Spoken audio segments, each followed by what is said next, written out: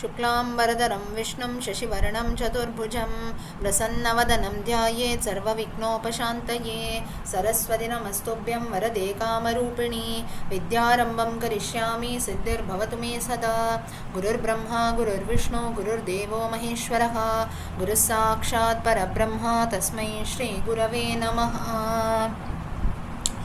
So, if all of you remember, last time we had just started with Vayu Purana. Let's continue. So, Vayu Purana, if you see, it is the Varaha Kalpa. That was the last Kalpa. So, wherein destruction, Pralaya had taken place. The entire universe was flooded with water. At that time, Vishnu slept on water. That is how Vishnu gets the name of Narayana. That is one who sleeps on Na, which means water. That's how he is known as Lord Narayana. Then finally Brahma wakes up, he starts the process of creation, and then it happened that now if the creation has started, all the beings are created, where will they live now? The earth, the entire earth was submerged, was under water. So now first the earth has to be brought outside so that the creation can live in. So this was the first process that started. At that time Varaha Avatara took place.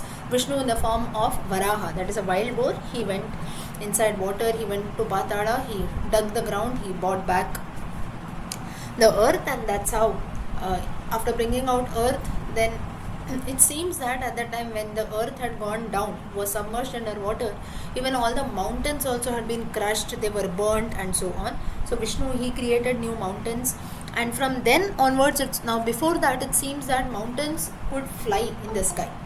But then there is another story to this, saying that Indra, he had used his thunderbolt Vajrayudham and cut out the wings of mountains. That is another story.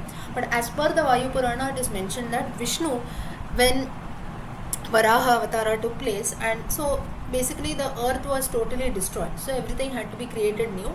At that time it happened that the mountains which were already there, which already existed on earth, they had worn out completely, and that's when Vishnu again starts the process of creation.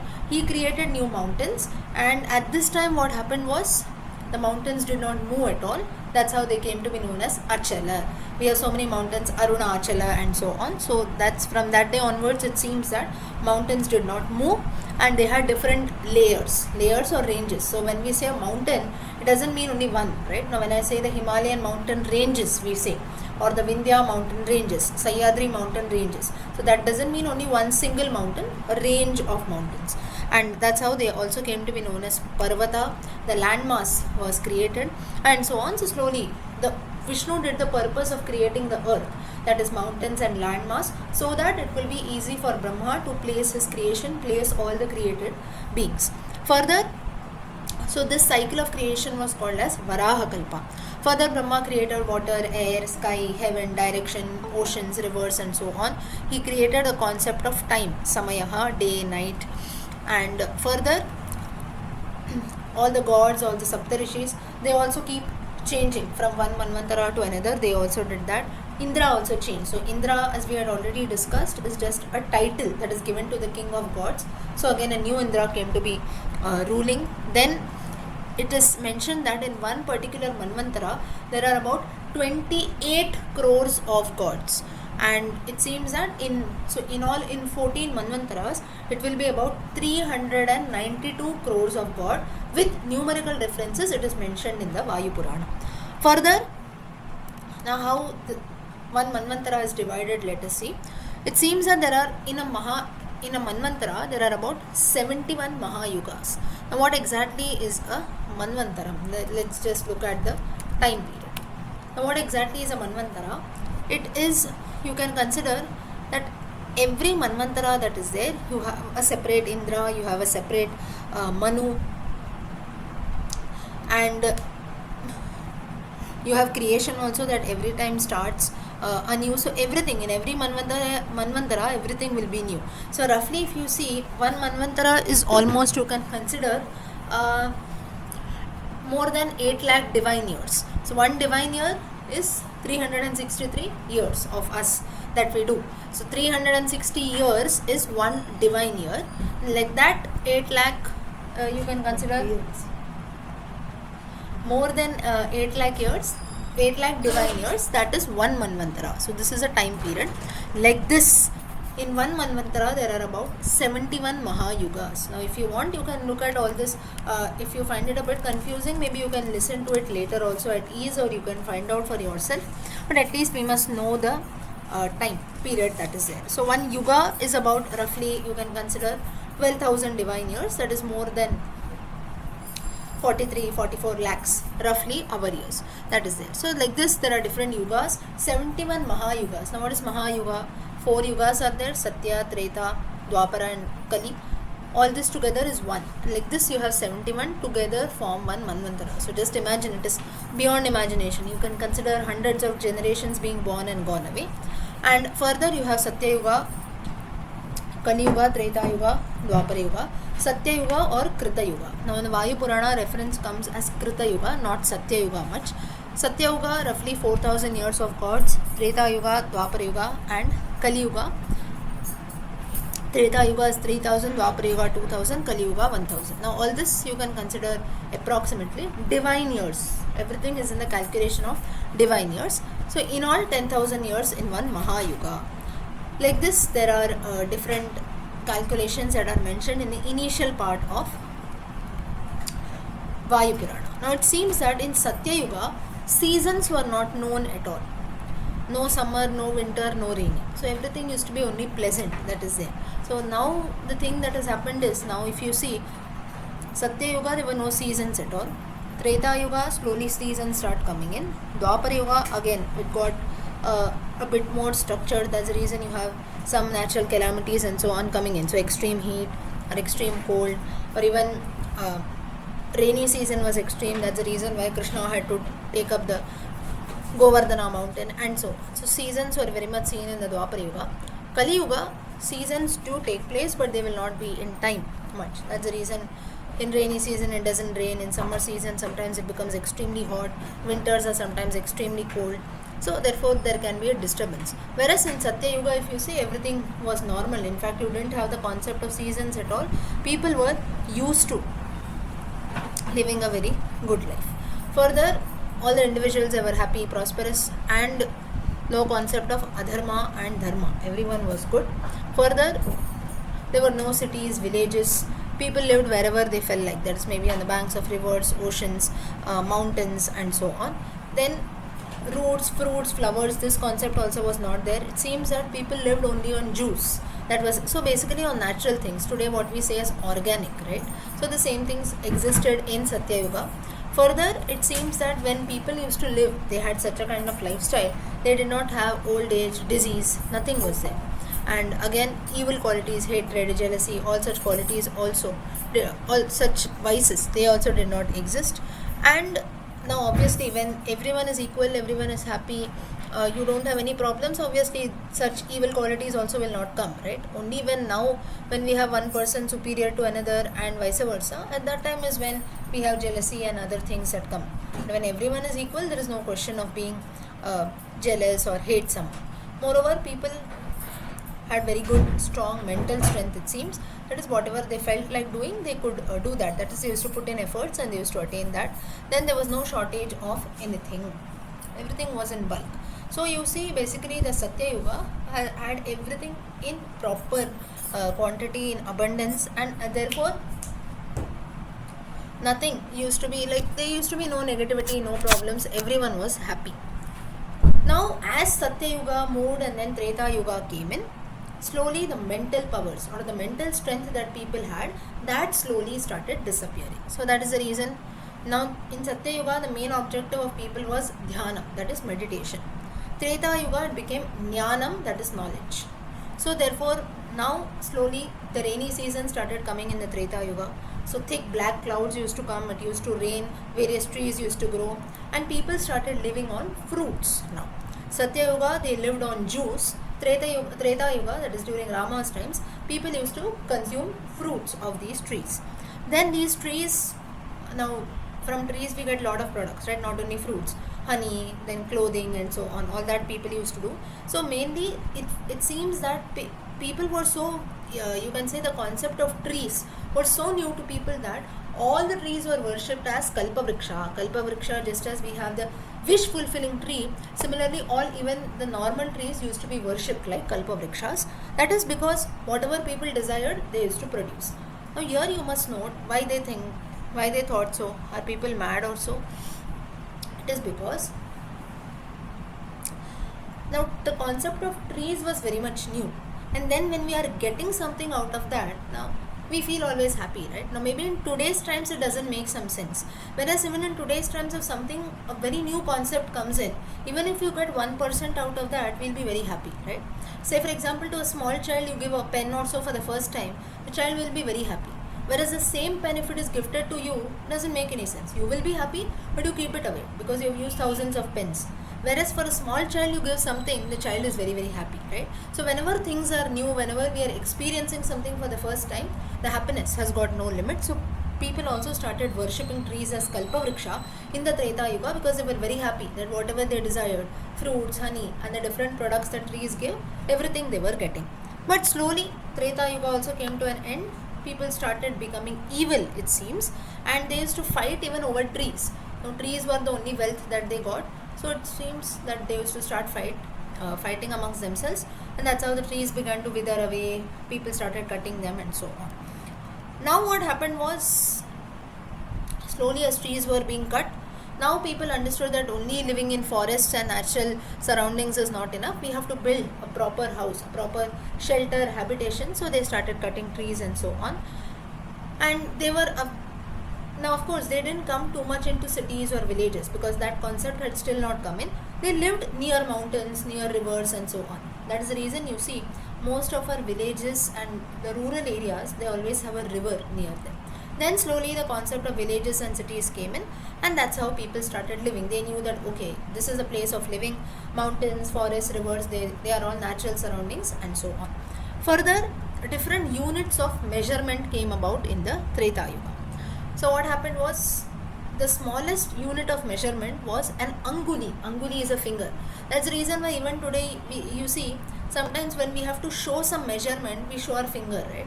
Maybe little. When you have to say little, some people do it little with their fingers. They show, right? So therefore, anguli was the smallest unit of measurement then, and then 10 angulis made one pradesha. What is a pradesha?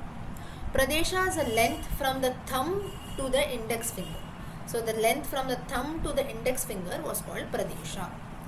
Next, from the thumb to the middle finger, that distance was called tata or tata, whatever you want you can call it.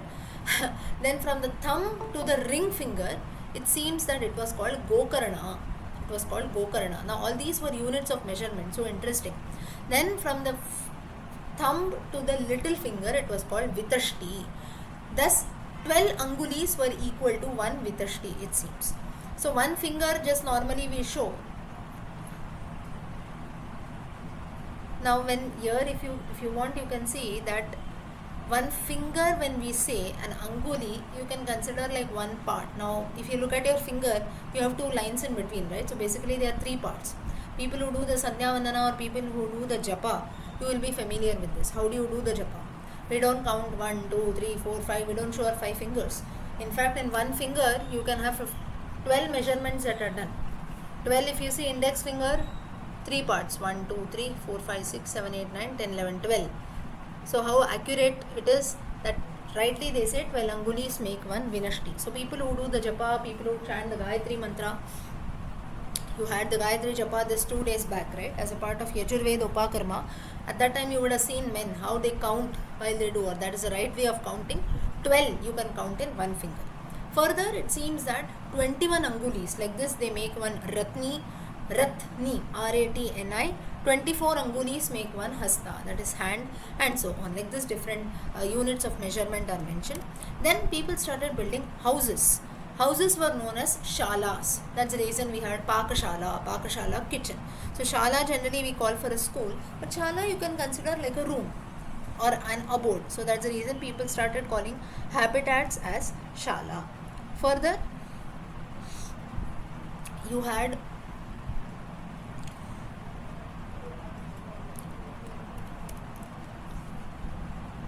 Kalpavrikshas had all gone away, trees had gone, people had cut them, their logs of wood were used for building shelters and so on. But now but still trees did exist, because trees, though you cut trees, new trees are going to grow, right? So that's when, apart from trees, people also started discovering herbs. So the first discovery of herbs, it seems that HERBS, herbs of Ayurveda Shastram, it goes back to Treta Yuga, it seems. But people, what happened was, again they became evil. They fought over river, land, mountain, trees, everything. So whatever came to their hand, they started fighting over everything. And then they wanted to establish their right. This is my property, this is my land. That's when all the issues started. Slowly food grains, herbs, trees, land started drying out. Entire earth was, you can say, thick forest started growing. Thick forest, when you see not good trees, using how we call wild trees, right, which are of no use at all, maybe wild grass, something like this. So all the people started suffering from hunger, thirst. Brahma started thinking about a solution. It seems that at this time Brahma felt that now some order or some dharma has to come in place. That's when we had the concept of Varnashrama dharma that came in. That is 4 stages of life, 4 classes of the society, and 4 stages of life. Till then, till the Treta Yuga, there was no concept of Varnashrama dharma. Why so? It was just the creation was made. People were existing, animals were existing, living beings were there, but there were no rules, nothing. Now today we have so many rules, right? Right from the time a child is born, it has to follow some rules. You wash your hands, you have to wash your feet, you sit like this, you stand like this, you go outside, you be like this, when you're at home, you be like this, and so on. So there are certain rules that we follow. The concept of Varnashrama dharma dates back to Treta Yuga, and it was initiated by Brahma himself. So then people were divided into 4 categories. He felt that now, because what was happening was, everyone was fighting over everything. I want this, I want that. So he said that let the concept of education, dharma come in. Some people who are quite knowledgeable, they know that they want to study well, they will pass on, they are learning to others. They want to study the true nature of the Brahman, they will be called Brahmanas. And their main occupations will be performing sacrifices, studying, receiving bhiksha, and so on. Second, you have the Kshatriyas. Their primary duty is to study the use of weapons and to protect the good and punish the evil. They can also rule, they can fight, and so on. Third class of the Vaishyas, it was the business class, so trade, agriculture, animal husbandry, and so on. Fourth and the final class was of Shudras. So basically the Shudras is the service sector. So they used to serve the society in general, the other 3 classes. Now whenever I say serve, it doesn't mean, there is no reference again in the Vayu Purana which shows that one class is over another. It doesn't mean at all. So it's just the service sector, wherein they used to provide services to the other 3 sections of the society and also to the society in general. That doesn't mean they were slaves. Just as all of us also, just because we are working under someone doesn't mean we are a slave, right? We don't call that injustice. You have a boss or you have a leader, it doesn't mean that you are a slave. Though now in certain cases the boss might treat you like a slave, that is another part. But then usually if you see, it doesn't mean that though we work under someone, or if someone works under us, doesn't mean that person is a slave also, right? Rather, in such a way the person is not treated. Just that that person's services are provided, you just act as a person who guides, or maybe take care, or maybe that the person who's senior, he might you need someone who will guide us properly. So that is the reason why the person is kept. So the same responsibility was given even to the Shudras also. They used to take care of the society by providing their services. Then now basically what happens is, if you see, now usually people who belong to the service sector, like maybe housekeeping or sanitation, they are again, like maybe due to their household conditions or so, they don't study much, they don't do a lot of sacrifices or so, then they don't study much, so therefore obviously they have all wealth issues also, they cannot earn anything, so obviously they are not fit for donation. Fit, rather than saying fit, they are not able to, because first of all, they are not able to fill their own stomach. Then comes the concept of donation or helping others, right? So that is the reason why they did not study, or they didn't perform some sacrifices. They did not donate anything. So basically, the first 3 classes did this, mainly the Brahmanas. Then a bit you have the Kshatriyas, then you have the Vaishyas. And the 4th class mainly was known for its service sector. Further, it is said that a Brahmana who does his duties well goes and lives with Brahma. Kshatriya goes and lives with Indra, Vaishya with the gods and the Maruts, and the Shudra lives with Gandharvas in heaven. So ultimately you see all 4 people are going to go to heaven only. Then this was Varna Ashrama Dharma. Next Brahma set out the system of the 4 ashramas. Now 100 years of lifespan. Now in the Treta Yuga it was still different. In Kali Yuga it is 100. Now what happened was what to do in every stage of life, because at the age of 1 also a child was doing something, at the age of 50 also the same thing was being done, at the age of 70 also people were doing the same thing, fighting with each other, not knowing what to do, not knowing where to stay, not knowing what to eat. So then now the concept of, you can say, like what one has to do at every stage in life, that system was set up by Brahma. First is Brahmacharya Ashrama, celibacy or studenthood, wherein knowledge has to be gained, education is of prime importance. Second, Grihastha Ashrama, householder's life. Third, Vanaprastha Ashrama, slowly retiring. Fourth is, you can say, Sannyasa Ashrama, that is giving up ultimately and going into the forest, leading a very simple life. So these were the different stages of life, and you see till date we do the same thing. Initially student life for roughly the first 25 to 30 years of our life, then Grihasthashrama, marriage life, family life, then slowly we start retirement, and then finally Sannyasashrama, that is old age. Or now in our case what happens is we don't actually go to the forest for Sannyasashrama, but maybe we spend our times doing good things. We don't go and maybe fight after money or fight after all material desires, or maybe we don't go and maybe at the age of 20 what we did or 30 what you did, we don't go and do that maybe the same thing at the age of 80 or 90, right? We take life very easily, we lead a very good life. And in today's times what happens is, usually as age increases, most of us have some other problems that are there, or rather than diseases or illness, life becomes very slow, right? Maybe things that youngsters can do in about 5 minutes, the same thing the person takes about half an hour to do. So in that also life goes. So basically life gets very slow, but that life also has to be spent in a good way. Further, what happens is, it seems that the Vayu Purana, one you can say a special feature of the Vayu Purana is, all other Puranas, just as we have discussed, they talk about the evils of Kali Yuga. Vayu Purana does not do this here. So basically it just highlights that there are 4 yugas, there are the Varna Ashrama Dharma, the 4 Varnas, 4 classes of the society, 4 rules, 4 ashramas, different stages of life. Further, it does not talk about the evils of Kali Yuga. Further then, Brahma creates 10 sons, his Manasa Putras, Bhrigu, Pulastya, Pulaha, Kratu, Angira, Marichi, Daksha, Atri, Vasishta and Rudra. First 9, they became sages, and then, so Rudra is basically Lord Shiva himself. So some consider him, some do not consider, because Lord Shiva, some references it is mentioned that he is just as Vayu Purana mentions as the son of Shiva. Now because this is Vayu Purana is also called as Shiva Purana. Further, Brahma, he divides his body into 2 halves. That is when the male half is called Swayambhuva Manu and the female was called Shatarupa. Both of them, they marry. They have 2 sons, Priyavrata, Uttanapada. They have 2 daughters, Akuti and Prasuti. Prasuti marries Daksha. They have 24 daughters. Now sometimes it is 25, some say 26, some say 27 as per the 27 nakshatras. Vayu Purana says that it is 24.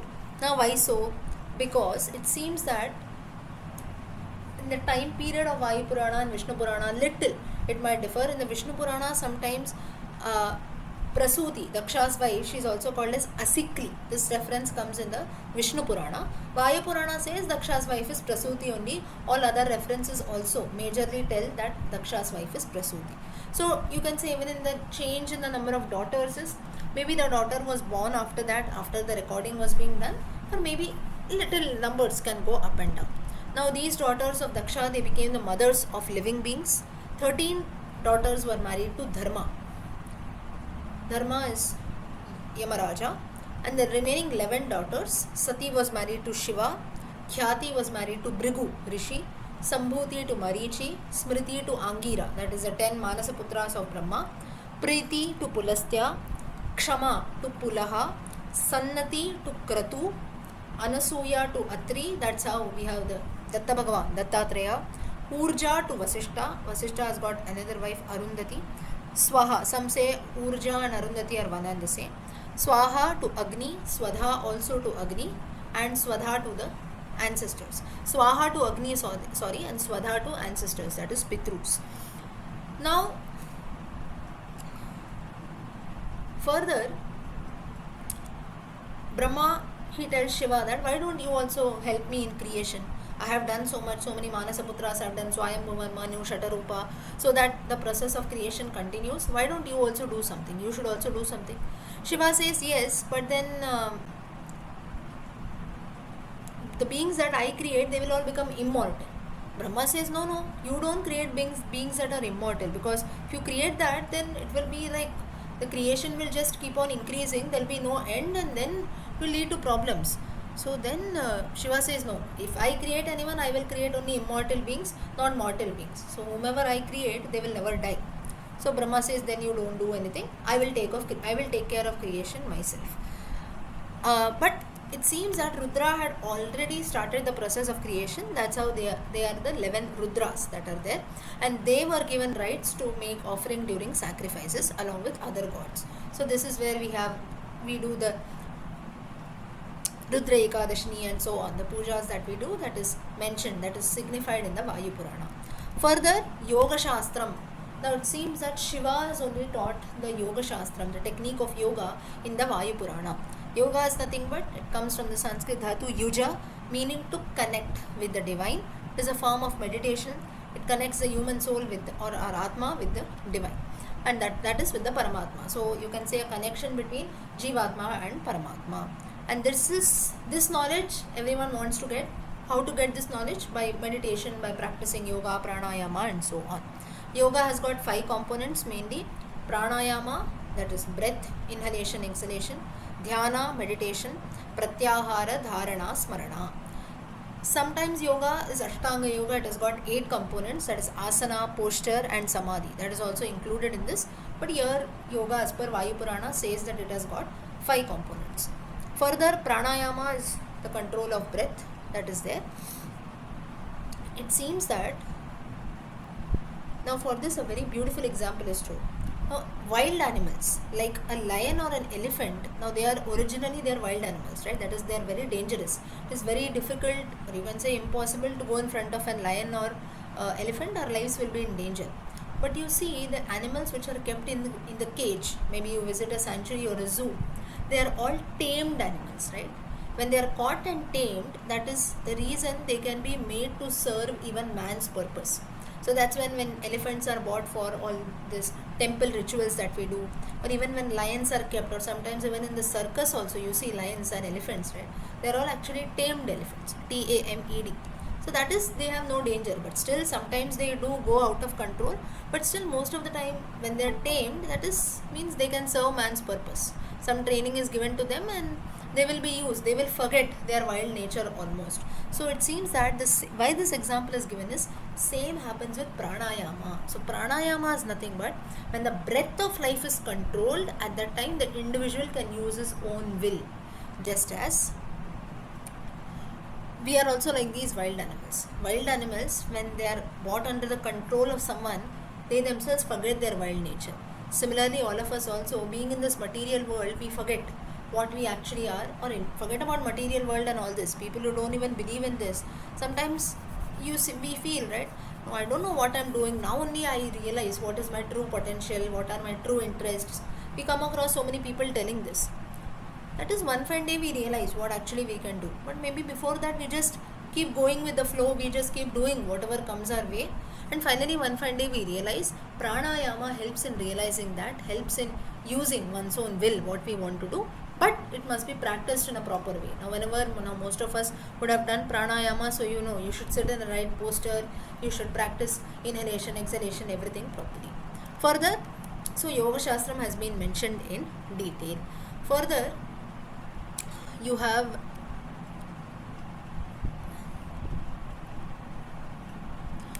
the 8 Ashtasiddhis that are told in the Vayu Purana. First is Anima. Now all these Ashtasiddhi Navanidike Data Asabaradina Janaki Mata. This reference comes in the Hanuman Chalisa. Hanuman was blessed with this Ashtasiddhi. So maybe he could increase his size, decrease his size, he could leap around, fly in the sky. So basically, it was not flying, it was leaping.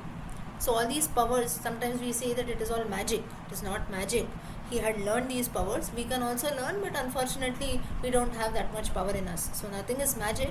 They are all actually anima, lagima, and so on. These are all powers that for which reference you get in the Vayu Purana. So first is anima. Anima is whatever you want in the universe, you will get instantly. That is, you just think of something and immediately you will get that. Second is laghima, when you can travel through the sky. Just as Hanuman did in the Ramayana, he crossed over the ocean. You can travel around, you can leap around in the sky. This is laghima. Third is prapti. That means any object in the three worlds can be attained. That is prapti. Fourth is prakamya, meaning the wealth of the universe can be obtained. Further, so you can say anima, prapti and prakamya, meaning desires to be fulfilled and so on. Like almost the same meaning is true. Fifth is mahima, meaning you can connect to any place or object. That is, whenever you want, you can go to any place. Whenever you want, you can go and get any object of your choice. That is mahima. Sixth is ishitva. Ishitva means one has got the capacity to cause happiness or sorrow in this world. That is, if you want, you can bring about happiness. If you want, you can bring about sorrow. So the control will be totally in your hands. Ishitva. Second is vashitva. That means the power to control others, to control other living beings and objects. That is vashitva. And the final is kama vasayita. This means wherever you want, you can travel freely at will. Wherever you want, you can go at whatever time. It's your wish completely. And a person who knows all this, he will have no birth, no death, no old age, no illness, happiness, nothing. That's why Hanuman is one of the 7 Chiranjeevis. So basically, the sense organs, the material objects, all of this, they make no, you can consider it doesn't make an impact at all on these people who are possessed with these Ashtasiddhis. Further,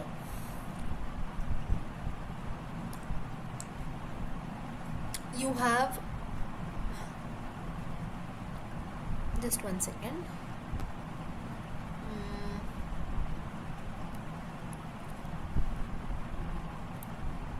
Yeah.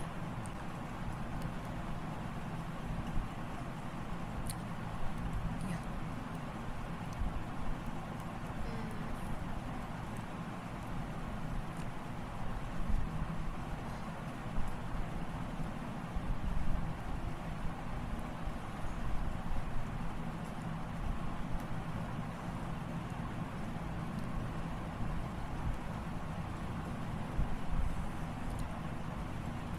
Okay. So why I just stopped in between was that there was some confusion in the names that are there with Varaha Kalpa that I talked about initially when Varaha lifted the earth from down. So the same story was being repeated. So I just saw that. Okay. Further, now Vayu Purana also names a list of the 28 Veda Vyasas. That is, in every Manvantara you have a new, every Dwapara Yuga you have a new Veda Vyasa coming in. So that list has also been given in the Vayu Purana. Then you have the story of Ananta, that is Sheshanaga, that also comes in other Puranas, not much in the Vayu Purana. Further, once it so happened was, Vishnu was, it seems that he was sleeping and then a lotus comes from his navel. And Brahma was actually sitting on that. And Vishnu, when he saw the lotus, he did not notice Brahma. He started playing with the lotus randomly. So basically, he started touching the petals of the lotus and so on. So he was, he just went through that and he just felt, what should I do with this lotus? Something new has come in. So at that time, immediately what happened was that Brahma was there and he immediately asked, who are you? Brahma came there, why are you sleeping on this water? So Brahma was not aware of Vishnu, and at that time Vishnu introduces himself. He says, I am Vishnu, I am the Lord of everything and so on. He asks, who are you, where are you going? So Brahma keeps questioning. Now Brahma at this point is being ignorant that he is actually out of Vishnu's navel, he has come, he is going to start the process of creation. He is not aware of all this, so that's the reason he asks, who are you, what are you, and so on. So that's when Vishnu tells that you go inside my stomach, you see for yourself what you can see. And it seems that Brahma at that time, what he said was, Brahma says, no, no, I will not go inside your stomach. You go inside my stomach and see what is there. So Vishnu goes inside Brahma's stomach and he enters Brahma's stomach. He finds all the worlds inside, the entire universe, mountains, oceans, living beings, everything. And it seems that Vishnu spent about 1000 years inside Brahma's stomach, marveling, looking at all these creations and wonders. But it seems that he could not find the beginning as well as the end. So everything was just continuous. It was going on and on. And finally, he found the way of exit. He comes out through Brahma's mouth, it seems. And Vishnu then tells Brahma that you are indeed the Lord of everything. There are many marvels that are seen inside your stomach. Many worlds are there. But I told you, now why don't you enter my stomach? I too can show you many worlds. Then Brahma enters Vishnu's stomach. He also saw many worlds there. And Brahma also spent several years inside the stomach. He also could not find the end or the beginning. Ultimately, it seems that Vishnu closed all the exit points. Brahma could not find any way of coming out. Finally, he came out through Vishnu's navel. And then he sat on the lotus and came out. So basically, this Leela was done to show how Brahma comes out through the navel of the lotus. So lotus is called Padma and Yoni is called Yoni. Padma Yoni. Another name for Vishnu, Padma Yoni, comes in the Amar Kosha. Lotus is Padma, Yoni is birth. So one whose birthplace is lotus, that is Brahma. Brahma came to be known as Padma Yoni. And while all this was going on between Vishnu and Brahma, you go inside my stomach, I will show you my worlds, I'll go inside your stomach. At the time Shiva comes there. He has a Trishula in his hand. And it seems that Shiva's speed was so huge that waves started coming about. In water, even water started trembling, it seemed. Strong wind started to blow. And at that time, even Brahma, Vishnu also started shaking. So Brahma suddenly asked, what happened? Why are you shaking like this? So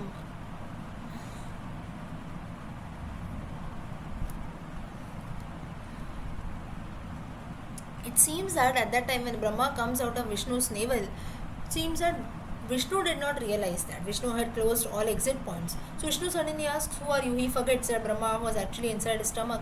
He forgets everything and then said, how come you come out? I had closed all exit points and so on. So Brahma says, you forget about all that. Somehow I got away. But now who's this who's coming like this? Everything is shaking. So now they were also not aware of Shiva. So all this you can consider like the first time when the creation was about to take place, when nobody knows anything. So at that time, this Shiva was actually advancing towards them, very terrible, 10 arms, he had a Trishula. And Vishnu, he tells Brahma, who's this and so on. Brahma, both of them have a discussion. Vishnu finally realizes, he tells that this is none other than Shiva himself, the destroyer. And both of us, we should pray to Shiva. Brahma flatly refuses. He says, no, who's this? Who told Shiva is superior and so on? I am not going to do all this. But Vishnu said, forget about all this. The world will be destroyed if you do not do this. So ultimately let us surrender and pray to Shiva. Now why this happens is, now you might feel why Brahma and Vishnu, they bow down to Shiva here, was Vayu Purana mainly glorifies and signifies about Shiva. Another name for Vayu Purana, Shiva Purana. Or rather you can say the other way around. Another name for Shiva Purana is actually Vayu Purana. So therefore Shiva will be the, you can say the top deity or chief deity. That's the reason why both Brahma and Vishnu pray to Shiva. And at that time Shiva asks, what you want, what can I do for you? You ask me for some boon and so on. And Brahma at that time asked for a boon that, sorry, initially I felt that why should I pray to you, but thanks to Vishnu I listened to him and you grant me a boon that you should be born as my son. And that Shiva gladly accepted this boon, and later it seems that Shiva is born as the son of Brahma. Then two brothers came, two demon brothers, Madhu and Kaitaba. Shiva had left from there. They were actually demons. Now it seems that, now the Vayu Purana doesn't mention this, but then the Kalika Purana mentions that Madhu and Kaitaba were born through the ears of Vishnu while he was sleeping. One demon wished to eat honey, that's how he got the name Madhu. And the second, he looked like an insect, Kita, and that's how he was called Kaitaba. So Madhu and Kaitaba, they were the cause of destruction of the entire world. It seems that at one point of time, they tried to eat up Lord Brahma himself.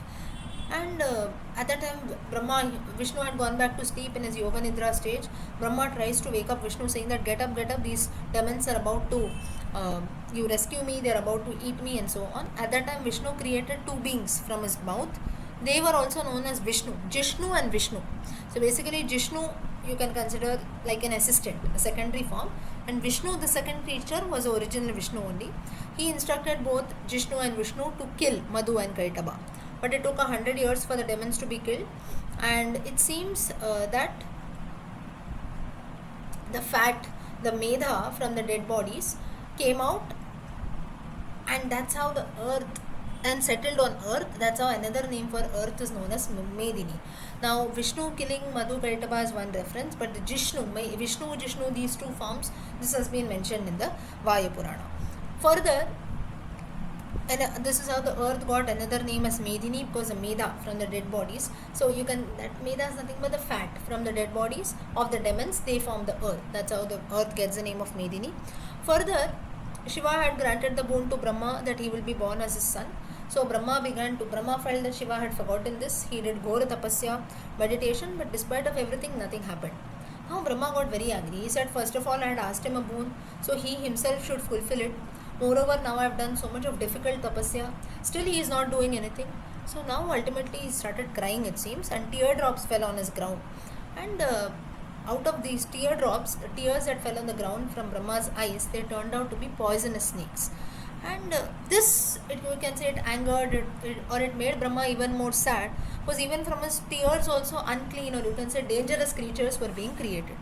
So it seemed, at this time what happened was Brahma became so weak, or he felt so bad that he fell down in unconscious, almost dead.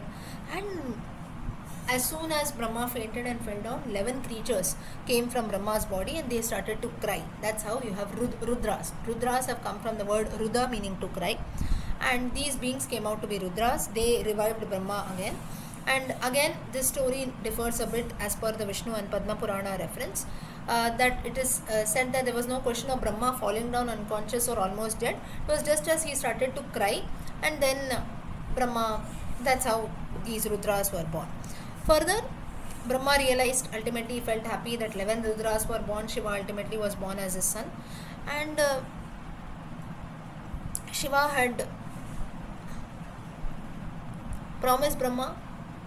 Brahma started, now till here this reference is mentioned in the Vayu Purana, but immediately the Vayu Purana also contradicts this. Is it realizes that in the Vishnu Purana and Padma Purana the reference is different. Brahma is not shown as dead, so immediately here also it changes its reference and it mentions the same story. It seems that when Brahma started crying, at that time Brahma was just sitting, he was being very sad, he was almost about to cry. At that time he saw a child. Suddenly a son appears on his lap. The child started crying. Brahma asked the child, why are you crying? The child says, I do not have a name. I will give you a name. Brahma says, because you have cried, I will call you as Rudra. And it seems that from that point onwards, whenever children are born, all of us we cry. But it seems that even after naming the child as Rudra, the child continued to cry. It seems that it wanted a second name. And this went on for about 7 times. 7 names were given to Shiva. Bhava, Shiva, Pashupati, Isha, Bhima, Ugra and Mahadeva. Again, these names differ from Vishnu Purana and Padma Purana. Further, Rudra, the child asks, where will I live? Brahma says that you should live in 8 different forms. The sun, earth, water, fire, air, sky, moon and the bodies of Brahmins, that is priests. Then with this, so basically if you see, this is another reference of how Rudra, that is Shiva, was being born as a son of Brahma. Okay, till here is everyone following? Yes? Okay. So, yes. So basically if you see, Vayu Purana has got a lot of contradictions. Like it is mentioned in this Purana so and so, but in another Purana there is a slight difference. So don't be confused. But little there are, you can say very small references, or you can say another way of interpreting has been mentioned in the Vayu Purana. Further now, there were 2 gods, Bhrigu and Khyati. Bhrigu was a sage, not gods. He had married Khyati. Khyati was Daksha Prajapati's daughter. They had 2 sons, Dhata and Vidhata. Basically they were gods. Vidhata is also another name of Brahma. And Bhrigu and Khyati, they had one daughter, goddess Mahalakshmi. Bhrigu's daughter was Mahalakshmi, that's how she gets the name Bhargavi. Now, Lakshmi was cursed by sage Durvasa that she would be immersed in the ocean. She came out from the ocean during Samudra Mantana, and that's how she was married to Lord Vishnu. And the descendants of the sage Bhrigu, they were known as Bhargavas. That's the reason even till date people are named as Bhargav, right? This is the name. Further, you have this. Now the descendants of Bhrigu, out of that one was a great person, Markandeya, great sage Markandeya. And Sati was married to Shiva. So therefore Shiva's father-in-law was actually Daksha. So here if you see, it is not, everything is not in a story format, only little reference has been given. So basically Lakshmi's birth has been given, who was the father of Lakshmi, that is sage Bhrigu. Then immediately of Parvati in the form of Sati, Daksha was her father. Ultimately Daksha's Sati sacrifice story is given, Daksha's sacrifice. Shiva was not invited. He got very angry. But still Sati felt that though Sati was the eldest daughter, she did not receive invitation. But Sati felt, no, that I don't need any invitation to visit my own father's house. She reached there. Daksha ignored her, paid her no attention. At that time Sati asks that, why are you treating me like this? I'm your eldest daughter and so on. So Daksha said, all that will be there, but you look at your husband, he's so inferior to all my sons-in-law. All my other son-in-law is Chandra Bhagavan himself. The 27 nakshatras, or as per Vayu Purana, 24 nakshatras. I married my other daughters to the moon god. They are all great sages. Of course, you have all other great sages, Bhrigu and so on. And look at your husband. He doesn't even wear proper clothes. He doesn't even have a pleasant personality. Still, how you have gone and married him? So therefore, I don't feel, that's the reason why I do not treat you with respect at all. So, but Sati was very angry. He said, you should not do this, but you have still insulted us. Therefore I offer this body to you, because of you I have got this body. That is, ultimately a father is responsible for a child's birth. So it seems that Sati gives back her body back. I do not wish to stay with you. And she says that I do not wish to have this body that has its origin with you. I have your blood and genes in me, so that should not be there. That's the reason she gives up her body. And when I am born again, I will be remarried to Shiva. Doing this, she performs yoga, Ashtanga yoga, Samadhi she attains. Fire emerged, it burnt her physical body into ashes. Shiva learnt about this, he became very furious. He rushed back to Daksha's house and he told that, for this you will be born on earth, and all other sages also who are your sons-in-law, that is the Manasaputras of Brahma, all of them will also be cursed. Daksha says, I do not care about your curse at all. Even if I am born on earth, that is, in earlier times he used to live on Swarga, he was among the Prajapatis, right? He says, even if I am born on earth, I am going to continue to insult you, and insult you is, I do not like you. So whether I am on earth or heaven, I will not like you. And I will instruct the sages also that they should also do everything like me. They should not offer anything to you even during sacrifices and so on. Sati was reborn as Parvati, the daughter of Menaka and Himavan. She was remarried to Shiva, and Daksha was, due to Shiva's curse, Daksha was also reborn on earth. He was born as the son of Marisha and the 10 Prachetas. The Prachetas, they were brothers who became sages. They all married one woman, Marisha. Daksha, he decided to organize a Ashwamedha Yaga. But due to his earlier enmity with Shiva, obviously he did not invite Shiva here. And this sacrifice was being done on the foothills of the Himalayas, on the banks of the Ganga river. All the gods, sages, everyone was invited except Shiva and his Bhutaganas. At that time, Dadichi, he came there, a sage Dadichi, and he protested. He told Daksha that without the presence of Shiva, you should not do this sacrifice. It will remain incomplete. Daksha said, Daksha just ignored, he did not listen. And the sage said that I will not participate in the yajna then. So, in Shiva's absence. And he further also said that this sacrifice is going to be a total failure because you have not invited Shiva. Shiva and Parvati, they were sitting on Kailasa and they were seeing all this, whatever was happening. And they saw all the sages, gods, everyone was traveling to this sacrifice. And at that time Parvati asks Shiva, where are all these gods going? And Shiva says, Daksha is performing a sacrifice and all of them are going there. So Shiva asks, why you have not gone? You have not been invited. But how is that possible? How can there be a sacrifice without you? So basically she doesn't remember her previous birth, you can consider. So, and so on, you're superior to all gods. And she says that you do something so that you also get the share of the offerings that will be done in the sacrifice. Shiva thereupon, he creates a demon from his mouth. The demon was Veerabhadra. He had 1,000 heads, 1,000 arms, 1,000 feet, lot of weapons and so on. He went there and he bowed before Shiva. He asked, what should I do? Shiva says, go and destroy Daksha's yajna. Veerabhadra goes there. So Veerabhadra is a very fierce form of Lord Shiva, or you can consider a very fierce demon who was created by Lord Shiva. He took many other several demons also. Parvati also created a goddess to act as Veerabhadra's companion. She was none but Bhadrakali. Both of them, they go to Daksha's house in order to destroy everything. God sacrifices, God sages who had come there, they are all also afraid. They just stand still wherever they are. And it seems that offerings and all the arrangements that were made ready, all of that was scattered here and there by Veerabhadra and Mahakali. At that time, Brahma, all other gods, they come there.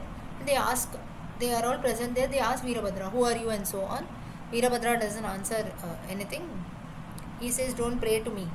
You pray to Lord Shiva if you want, because I am just an instrument of Lord Shiva. All the gods and sages, they started praying to Lord Shiva. Pleased by their prayers, Shiva comes there, and ultimately they show a lot of respect to Lord Shiva. And it seems that at that junction, Daksha also starts praying to Lord Shiva. Now, in some references, what happens is that this story that is there of Shiva coming and the Daksha praying to Shiva, this you don't have the second story of the Ashwamedha sacrifice. Only Vayu Purana mentions that everything happens in Sati's sacrifice only. When Sati had given up her body, at that time only Shiva comes there, and Daksha realizes his mistake. He cuts off the head of Daksha, the goat head is kept, and Daksha prays to Lord Shiva. So that reference is mentioned in the Srimad Bhagavatam and such Puranas. Vayu Purana adds one more junction saying that Daksha is cursed by Shiva, you will be born on earth. And then secondly, when Sati had been reborn as Parvati, at that time Daksha does another sacrifice, Ashwamedha sacrifice. He does not invite Shiva again. At that time the fierce demon is created, Veerabhadra, he goes there. So you can say the story remains the same, little bit some more structure is added, that's it, or you can say more characters also are added. Further,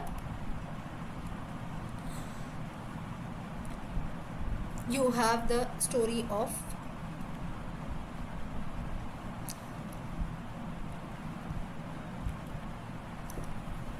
different kings who come in. After this, now Swayambhuva Manu, we saw Shatarupa, they had two sons, Priyavrata, Uttanapada.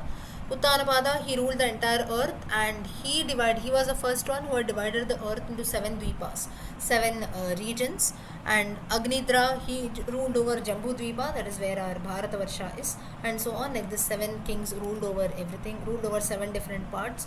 Then you have different other kings, Nabhi, Kimpurusha, Hari, Ilavarta, and so on.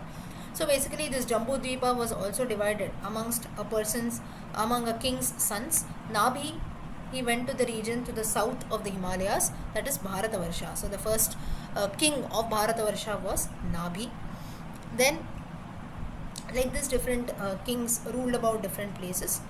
Then the most common regions that were there, Nabhi had a son. The most common regions which were present were Kim Purusha Varsha, Hari Varsha, Ilavrata Varsha, Ramyaka Varsha, and so on. Just as you have Bharata Varsha, like these different kingdoms were there. Then Nabhi had a son, Rishabha. Rishabha's son was Bharata, and that's how Bharata, we have our country's name as Bharata, Bharata Varsha. Mount Sumeru, sometimes it is also Meru. This is a mountain that comes in Jambu Dvipa. It seems that a lot of gold is found here. Then the eastern slope of this peak is actually white. Now today, Sumeru, Meru, some people say it is present in the Himalayas, but we cannot actually see that. So whether it is really there or no, maybe we have not yet found that out. Then further, it seems that the eastern slope is white, northern slope is red, southern slope is yellow, and the western slope is about grey, it seems. And Brahma has emerged from here. This is another reference which is told. Further, there are different regions and oceans, water bodies that are surrounded around Jambu Dvipa. So basically, just as even today, if you see, you have the main landmass and you have the mountains, the rivers, mountain ranges in between. Then you have the rivers on all the 3 sides. So all this description is given. There are about 7 major mountain ranges in Bharatavarsha. That is Mahindra, Malaya, Sahaya, Shaktimana, Riksha, Vindhya, Paripatra. Other minor mountain ranges also. Rivers Ganga, Sindhu, that is Indus, Saraswati, Shatadru is the Satluj river, Chandrabhaga, Chenab, Yamuna, Sarayu, Iravati is river Ravi, Vitashta, Vipasha is bees, Beas, Devika, Gomati, Vahuda, Kaushiki, these are all different tributaries of Ganga, Yamuna and so on. So all these rivers are there. Narmada, Tamasa. So the entire list of rivers has been given. It can go on and on and on. Almost about more than 100 rivers has been mentioned. I'm not reading everything. And just as we have, in those are familiar with geography, you will have in the Sahyadri ranges, you have a plateau called the Chota Nagpur Plateau. Especially those who have studied about Maharashtra's geography, with geography and information with regards to this Sahyadri ranges and the Chota Nagpur Plateau, that has also been mentioned in the Vayu Purana. Then you also have the reference of Kumarika. It is said that the southern tip of Bharatavarsha is known as Kumarika. Kumarika is nothing but today's Kanyakumari. So all this has been mentioned here. And beyond the boundaries of Bharatavarsha, it seems that lie the disbelievers. This statement is mentioned. Who are the disbelievers? Basically people who don't believe in the Vedas. So basically you can now, obviously beyond Bharatavarsha, we cannot consider someone that is to maybe in the Sri Lanka side or down as we go. Now today's times, of course, we have people who study the Vedas, they know about each other's culture and so on. But in those times, you can say, even though they study, it becomes very difficult or the number will be very minor. So therefore so basically this is to signify that people who are very knowledgeable, be it the Vedas or scriptures and so on, they lived in this landmass of Bharatavarsha, which had classes of all four societies, different professions and so on, full of rivers and mountain ranges that are there. Mountain ranges also, you have the Vindhyas, the Sahyadris, Satpuras, Himalayas, the Nilgiris and so on. Further, there are about 7 regions in Patala, that is the hell regions: Atala, Sutala, Vitala, Gabhastala, Mahatala, Sritala, Patala. Patala is generally used for underworld, but there are about 7 regions that are there. This also refers from one text to another. Rasatala is also mentioned in some Puranas. Rasatala, it is also part of Patala, hell, but it is not mentioned in the Vayu Purana. Then Vitala is ruled by the demon Prahalada. Kalanemi, Gabhastala is ruled by the demon Kalanemi. Mahatala is known by the demon Virochana, Prahalada's son. So like this, there are different regions that are ruled by different asuras. So mainly Prahalada, Virochana, Mahabali, they are the rulers of Patala. Vasuki is a king of snakes, who was a son of Daksha's daughter Kadru and sage Kashyapa. That's how Kadru is the stepmother of Garuda. That's how she develops enmity, and the snakes also develop enmity with Garuda and eagles. Vasuki and Shesha, or even Ananta, these are all snakes that are there. So basically, you can say in the Vayu Purana, you have reference of different creations that are mentioned. Then the universe in all consists of about 14 lokas. The 7 lokas, upper regions, 7 in hell. 7 of Swarga also: Bhuloka, Bhuvarloka, Swarloka, Maharloka, Janaloka, Tapaloka and Satyaloka. Then different units of time has been mentioned. Nimesha. So basically Vayu Purana, more than a story format, you can consider as a lot of information on different topics has been covered. Smallest unit of time, a Nimesha, that is hardly a second. That is Nimesha, though we say Eka Nimisham, that means 1 minute in most of our languages, but the original meaning of Nimesha meaning the time that it takes to blink an eye. So just blinking of an eye is a Nimesha. 15 Nimeshas is a Kashta, 30 Kashtas is a Kala, 30 Kalas a Muhurta, 30 Muhurtas is Ahoratra, that is 1 night and 1 day, the time that is there. 30 Muhurtas in a day, they are all divided into 10 units each. So that is from sunrise to sunset. So that's how the time is divided. Then you have Madhyana, Sayankala and so on, these different concepts that are told. And day and night or equal twice a year when we have the concept of equinox. Similarly, we have Pakshas, Krishna Paksha, fortnights, Paksha, Krishna Paksha and Shukla Paksha. There are about 6 ritus that are there, 6 seasons, 2 masas each, roughly 2 months each for every ritu, every season. And the months of Magha, Falguna, Chaitra, Vaishak, Jeshta, Ashad, that is from June to July, are considered as Uttarayana, and the remaining ones, Shravana, Bhadrapad, Ashwin, Kartik, Paush and Margashish Paush is Dakshinayana Kala from July till December. So like this, different time periods and concepts have been told. Further, what is mentioned in the Vayu Purana, let us continue tomorrow. ॐ शुक्लाम्बरधरं विष्णुं शशिवर्णं चतुर्भुजं प्रसन्नवदनं ध्यायेत् सर्वविघ्नोपशान्तये सरस्वती नमस्तुभ्यं वरदे कामरूपिणी विद्यारम्भं करिष्यामि सिद्धिर्भवतु मे सदा गुरुर्ब्रह्मा गुरुर्विष्णु गुरुर्देवो महेश्वरः गुरुः साक्षात् परब्रह्म तस्मै श्रीगुरवे नमः. So we were on Vayu Purana yesterday. If you see, we saw the geographical part of Bharatavarsha, of Jambudvipa, the different mountain ranges that are there, the different rivers that are present in India and so on. Not in India, thence Bharatavarsha, or you can say Jambudvipa. So now, how different sages. So what we had remembered is what we had saw yesterday, if you remember clearly, that is how Jambudvipa, the part that is located to the southern part of the Himalayas, that was called as Bharatavarsha, or that mainly constituted of Jambudvipa. So now there were, the king who ruled was Navi and his own ancestor Bharata, and that's how we got the name of Bharatavarsha. And the peak, Mount Sumeru, which is also called as Meru alternatively, people believe it is there in the Himalayas. It is located in Jambudvipa, and it seems that I told you east, west, like this. Each of the slopes were yellow in color. Eastern slope was white, northern slope was red, southern slope was yellow, western slope was considered to be a bit greyish also. And all these four peaks were associated with each class: Brahmana, Kshatriya, Vaishya, Shudra. So these were all beliefs as such. It's not that people belonging to those categories lived there, but they were just beliefs that were there.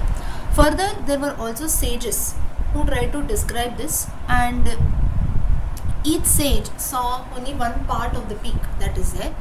And Atri, he described as if the peak, Mount Sumeru, looked as if it is formed of 100 angles put together, ANGLES, angles. Bhrigu thought that it had about 1000 angles. Sage Savarani, he thought it was in the shape of an octagon. In geometry, if you study, octagonal shape. This is what he felt. So Kraushtuki, this is another sage, he felt that the peak is circular. Sage Gargya, he said that as if a woman's hair, when it is braided, how it looks, the mountain looks like that. So how each one of them pursued, saw the peak, that way they had described. Further, there were also many places, golden gates and so on. So basically that's the reason why in Hindi how we have the famous song, right? Sone ki chidiya, how we call India. So that was because India was called, or Bharata was called, to be a very, very prosperous land then. Even the sages also had made the same descriptions. Further, Bharatavarsha, you have the Himalayas to the north and the Indian Ocean to the south. It was divided into 9 regions: Indradvipa, Kaserumana, Tamraparani, Gabhasthimana, Nagadvipa, Saumya, Gandharva, Varuna. So in the 9th region, this is in all 8. 9th region was surrounded by ocean on all sides. It is not very easy to travel. Now in those times, it seems that now you might be wondering where are all these dvipas and so on. All this is nothing but today the entire country is divided into various states, right? About 28 to 29 states, various union territories and so on. In those times, it was just different patches of islands that were there. So that's the reason why it is mentioned this way. Or maybe you can consider about 60-70 years back or so. In the pre-independence time, you had different presidencies. You had the Bombay presidency, you had the Madras presidency and so on. Again, there was no division of states much. You had different presidencies. So in the course of time, different divisions have taken place. So during the times of Vayu Purana, the entire Bharatavarsha was divided into 8 islands that I named now. And the 9th island, it was very difficult to access that because it was surrounded by water, surrounded by ocean on all sides. And transportation was a major problem. And the southern tip was called as Kumarika, just as we saw yesterday too, that is Kanyakumari. And beyond the tip of Kanyakumari was believed to be the land of disbelievers, that is people who did not believe in the authority of the Vedas. That is, usually you can consider the countries of Sri Lanka also. It doesn't mean that they don't believe in the concept of God and all, but maybe disbelievers is they do not accept the authority of the Vedas. Of course, people belonging to other countries, other regions outside Bharata also do believe, but mostly they will be Indians, right?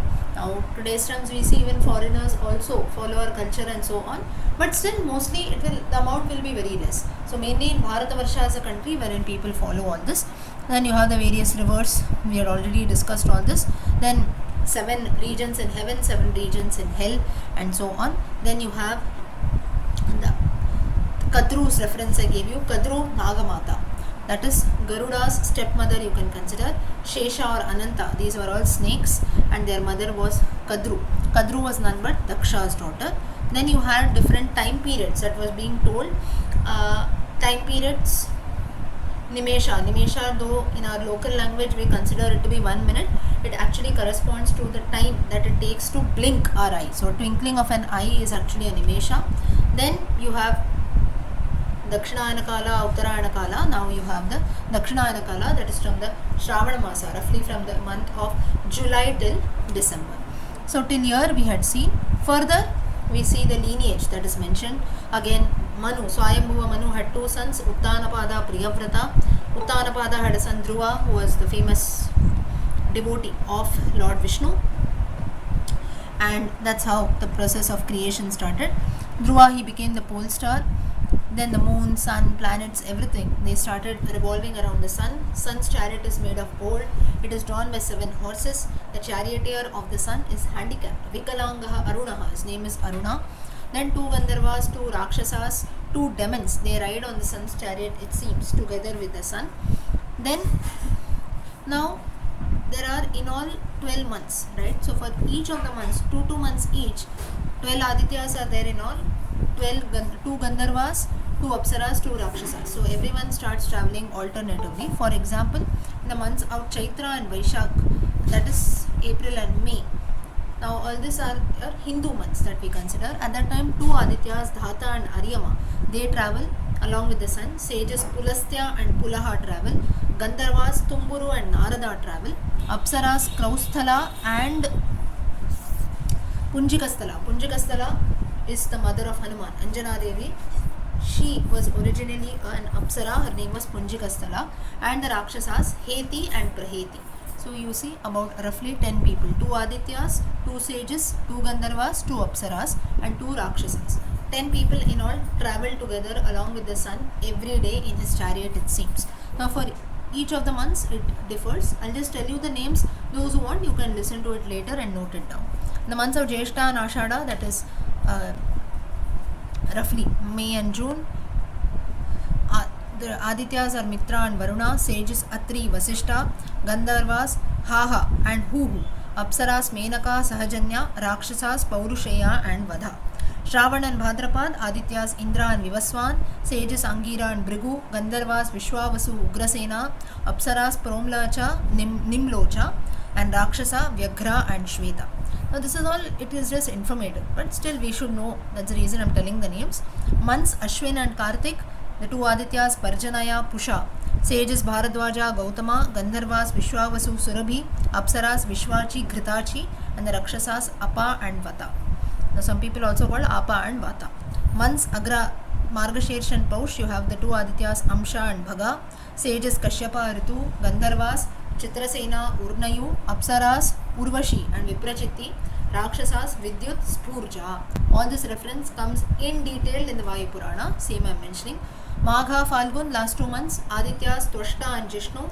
Jishnu, another form of Vishnu, which we have already seen yesterday.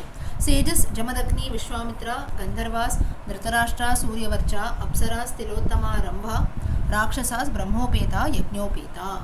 This is what is the division of the sun. Further, the moon or Soma, he also has got a chariot which is drawn by 10 horses. The name of the horses are Yayu, Trimana, Vrisha, Raji, Bala, Vasa, Turanya, Hamsa, Vyomi and Mriga. So, description of each of the gods' planets along with their chariots has been mentioned. Further, Buddha is Mercury. His chariot is drawn by 8 horses. Shukra, Venus, his is drawn by 10. Mangala, Mars is by 8. Brihaspati, Jupiter and Shani, Saturn, also 8 horses. Shiva's. Now next comes the story of Shiva. So basically till here, if you see, one topic of the Vayu Purana ends, which talks about different planets and both the sun and the moon, how their chariots are rid by horses and so on. Further, you have the story of Shiva. So it seems that in the Satya Yuga, that is in the Krita Yuga, sage Vasishtha, once he met Kartikeya, the son of Shiva. And at that time, the sage, he worshipped Kartikeya, and the sage said, he asked Kartikeya, that is Lord Muruga, you tell me how Shiva's throat, that is your father's throat, how it came to be blue. So this answer, that is how he got the name Neelakanta, how his throat turned to be blue, you ask, do you know about it, you tell me. So Kartikeya answered, I don't know the answer, but still let me say, I will find out and I will let you know. And Kartikeya, then he thought for some time, and then he remembered, and he said that once I was on Mount Kailasa, I was sleeping on my mother's lap, and at that time I heard my mother Parvati. She asked my father how his throat came out to be blue, and whatever I heard from her, when she asked a question to Shiva, whatever he replied, the same thing I will tell you. So during the Samudra Manthana episode, the gods and demons, when they were desiring to obtain Amrita, at that time this poison came out, hala hala, my father Shiva, he consumed that, and therefore his Parvati at the right time, she came and stopped. That's the reason why the poison, or why Shiva's throat became blue. So that's how Neela is blue, Kantha throat, that's how he gets another name, Neelakantha. So this is a story that I got to know. Further, now here if you notice, the Samudra Manthana story is not mentioned in detail in the Vayu Purana, just this reference is given, that is when Vasishtha visits Kartikeya and he asks the question why your father's throat turned out to be blue. So just a reference to Samudra Manthana is given, the detailed story is not given. It is given in all the other Puranas, Ramayana and Mahabharata. The Vayu Purana, you don't have this story. Further, the next question, next mention in the Vayu Purana was how the sacred Vedas in those times were not divided. There was only one text which was called the Vedas. So now if you see Lomaharshana, even the starting of the Vayu Purana is a conversation between sage Lomaharshana and all other sages. So all the sages assembled, they ask Lomaharshana to tell us how the sacred Vedas were divided into different Vedas, into Rigveda, Yajurveda, Samaveda. Again, this is those times when in Atharva Veda was not a part of the three Vedas. So only the first three Vedas, how they came to be divided. So Lomaharshana, he told the story. When Dwapara Yuga came, at that time Brahma noticed that people were becoming evil, and that is still the Treta Yuga during Rama's rule. Satya Yuga, Treta Yuga, people were following the Vedas, they were learning the Vedas and so on. But when Dwapara Yuga came in, slowly people started becoming evil also. They no longer paid attention to Vedas, they did not concentrate much on scriptures and so on. They were deviating from the right path. So that's when Brahma decided that the Vedas, they need to be divided so that wisdom can be spread about amongst the people. So he instructed Krishna Dvaipayana Vedavyasa to divide the Vedas into 4 parts. Vedavyasa had 5 disciples: Jaimini, Sumantu, Vaishampayana, Paila and Lomaharshana. So Lomaharshana, I am one of that, he tells other sages. And the 4 parts where they were divided. Now the Yajurveda has the mention of Atharva Veda. So 4 parts in which the Vedas were divided: Rigveda, Samaveda, Yajurveda and Atharva Veda. Paila was taught the Rigveda, Yajurveda, Jaimini was taught the Samaveda, Sumantu Atharva Veda, and it seems that to Lomaharshana, that is the 5th person who was there, Vaishampayana was taught Yajurveda, Sumantu Atharva Veda, and Lomaharshana, that is for myself, Vedavyasa taught me the Puranas. So that's how I have come here before all of you to tell the Puranas. So Paila, Rigveda, Vaishampayana, Yajurveda, Jaimini, Samaveda, Sumantu Atharva Veda and Lomaharshana, the great, all the 18 Puranas. Paila, whatever he learnt, he passed on to the sages Indrapramti and Vashkali. So now if you see, today in the morning, few of us, we had studied Vedic literature. Anyone you had come in the morning? I think Anuradha ji, you were present, right? Yes, I was there. So when there we saw about Vedic literature, we saw a few sages who were there, how all the Vedas passed on through oral tradition. So here you have the same reference that is given, which sage passed on. So Paila was the first sage who learnt the Rigveda, and he passed it on to 2 sages, his disciples, Indraprapti and Vashkali. They were Paila's disciples. Further, Indraprapti, he passed on to his disciple who was Markandeya. from Markandeya to Satyashrava, Satyashita, Satyarata, Satyashri. Then Satyashri, he had three disciples, Shakalya, Ratitara, Bharadwaja. That's how you have the Shashtam Mandalam, the sixth mandala, which is called the Bharadwaja Mandala in Rigveda. Further, so this is how now only the reference of Rigveda has been given. You also have the story of Yajurveda, Samaveda and Atharvaveda later, that comes in the Vayu Purana. Vayu Purana again is, you can consider a special feature of Vayu Purana is, it is, we cannot say the only Purana, but till all the Puranas that we have seen till date, we did not see the division of the Vedas. Vayu Purana is specifically known for this because it talks about the division of the Vedas, the disciples. And here now you can see how strong was this oral tradition that is being passed. Like I had told you in the morning class also, few of you were there, that maybe only for the last 100 or 150 years we have the Vedas that are present in the form of books or manuscripts, whatever it is. But till then everything was passed on through oral tradition. So how strong the texts would have been. So now you can see how the lineage of different sages, different disciples, and how it got passed about. Further, like I told you, one of the sage was Shakalya, and it seems that once King Janaka, he had done a horse sacrifice, Ashwamedha sacrifice, and the Shakalya, the sage, he was so proud that he lost all his power. He was very proud of his knowledge, Vedic knowledge that he had got, that when Janaka had done an Ashwamedha sacrifice, the Shakalya, he lost all his power. So all the sages, they asked that you tell us a story, what exactly is this, which horse sacrifice that you are you talking about, and so on. So then further Lomaharshana tells a detailed story. Once King Janaka, he organized an Ashwamedha sacrifice, and at that time what happened was, people came from far and wide to attend the ceremony. Lot of sages, kings, everyone was invited, and King Janaka, he felt that I want to find out who is the best amongst all the sages who have come here. So he thought of a plan, and Janaka, he said that I have gathered, he tells the open challenge that is there, he says that I've gathered a lot of riches for all of you. So about 1,000 cattle, then 1,000 gold pieces, many villages, servants, and so on. But he says that the most learned person or the most superior person amongst all of you, he will be given all this wealth that I have collected. Now he decided, now Janaka, he did not keep any competition or so. He told the sages that all of you can decide amongst yourselves and come to a conclusion and say who is the greatest or who is having the highest form of knowledge, and so on. So amongst you, you decide and you tell me. Obviously all the sages, they started fighting amongst themselves because each wanted the wealth, and they tried to prove themselves how they were superior.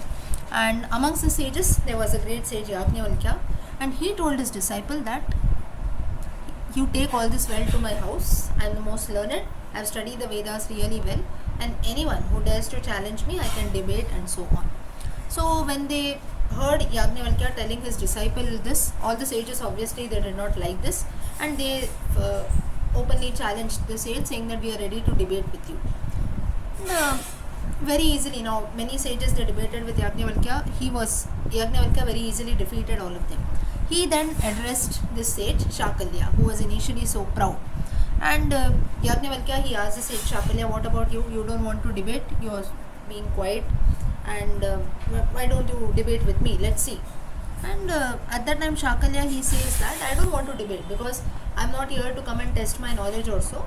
I know that I know whatever I know, I'm happy with that. So it is you who are proud and you want to prove yourself. I don't want to do that. So then Yajnavalkya said, but still, if you are saying that you know everything and so on, why don't you debate with me, right? So if you debate, that will be good. So this was like very much challenging for the sage Shakalya. He says, yes, let us debate, and I am certainly going to debate. Now let's start. Debate started. Shakalya asked Yajnavalkya, it seems, about 1,000 questions, and Yajnavalkya obviously answered all the questions correctly. He then told Shakalya that I will ask you only one single question, you see if you can answer that. And if you cannot give me the right answer, he says that I will curse you, and that curse will be death. You will die immediately. Shakalya did not know the answers. Yajnavalkya asked a particular question. Shakalya did not know the answer of that question, and therefore he got the curse and he died. But prior to all this, it seems that Shakalya had composed about 5 sacred texts that were known as Samhitas, and he had taught all these to his disciples: Mudgala, Goloka, Kaliya, Matsya, Shaishireya. These are the names of 5 disciples. And further now Romaharshana, he continued with Yajnavalkya's story. And with this, if you see now, the first point that came in, that Shakalya was so proud of his knowledge that ultimately it led to his destruction during Janaka's sacrifice. And then I told you the entire story now. So this shows that when we are very much proud of something, at that time it will lead to one's own destruction. Ultimately, in the case of Shakalya, it led to his own death. Now further, what happened is, Vedavyasa, he taught Yajnavalkya's story. This story again Vedavyasa also tells. And Vedavyasa, he had taught the Yajurveda to a sage, Vaishampayana. We saw that Vaishampayana is a propounder of Yajurveda. Vaishampayana composed about 66 Samhitas and he taught them to his disciples. And these disciples, they came to be known as Charakas. Now please note that this is not the sage Charaka who is there. Charaka sage is different, who has composed the Charaka Samhita, Ayurveda Shastra.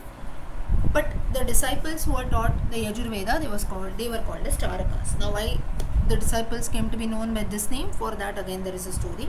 So Romaharshana continues. He says that there was an occasion when an important rite was being done, and all the sages, they met on Mount Sumeru, so that they'll have a meeting also to decide how the sage can, how the sacrifice should be done and so on. And it was decided that if any sage fails to attend this meeting, then that person would be punished also, like almost a lot of it will be like a sin for a person who doesn't attend.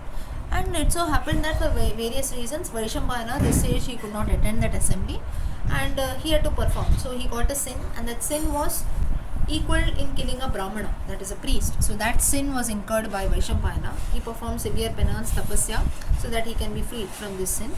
And he tells all his disciples that you please help me, I am doing this very difficult vrata, I want to be free from this sin and so on.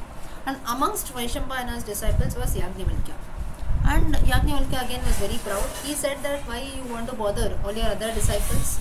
My tapasya, I have done a lot of tapasya, penance, their powers are so huge, and whatever you want, I can perform it all alone. You don't need the help of your other disciples. So Yajnavalkya, Vaishampayana, now when Yajnavalkya told all this, Vaishampayana felt that this was, Yajnavalkya was very much proud of his achievements, and he felt that you are not fit to be a right disciple because you are being very proud. And therefore he said that he told Yajnavalkya that I no longer wish to have you as my disciple, and whatever you have learned, you should return back all that. So from this day onwards, all the teachings of Yajurveda also you should forget, you should not do anything. So what Yajnavalkya did is, he vomited out his knowledge of the Yajurveda, and according what happens later, that is not told in the Vayu Purana, but this comes in another text, that is Shatapada Brahmanam. This again we had seen, Brahmanas, Aranyakas, Samhitas and Upanishads again we had seen as a part of Vedic literature. So in that, when Yajnavalkya vomits out the knowledge of the Yajurvedas, there is a side story that the other sages, that is the other disciples of Vaishampayana, they come there in the form of birds and they swallow up this knowledge, it seems. And these birds were tittiris. Tittiris is small birds, and that's how the branch of knowledge, Samhita of the Yajurveda, became to be known as Taitiriya Samhita, which was consumed by these birds called Tittiri. Now Yajnavalkya, he was not a person who would give up so easily. So what he did was, he did again a lot of penance. He started to meditate. He meditated to the sun god. He prayed to the sun god, and from the sun god he again acquired the knowledge of the Yajurveda. He taught this knowledge, what he got from the sun god, he learned that and he taught, and this was called Shukla Yajurveda. So that's how Yajurveda is divided into two parts, Shukla and Krishna. So Shukla has emerged later, which Yajnavalkya learned directly from the sun god. Yajnavalkya, he taught this knowledge of Shukla Yajurveda to 15 disciples. They were Kanva, Vaidheyashali, Madhyandina, Shapeyi, Vidigda, Apya, Udala, Tamrayana, Vatsya, Galava, Shaishiri, Atavi, Eni, Virani, Saparayana. These are all names of different sages. Now,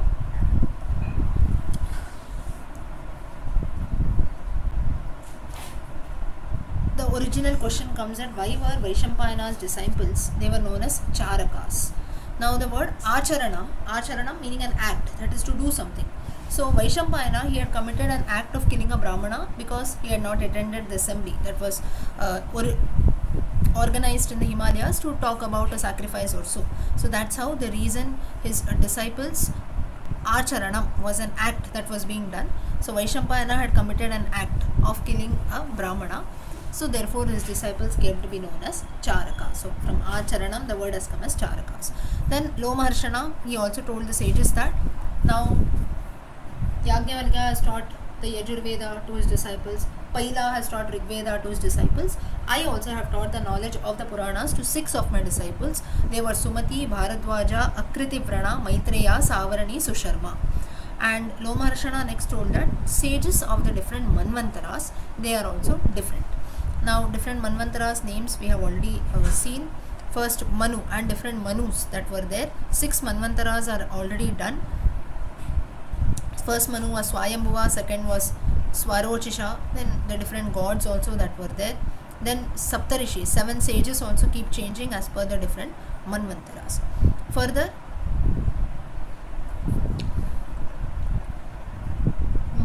one second. Now,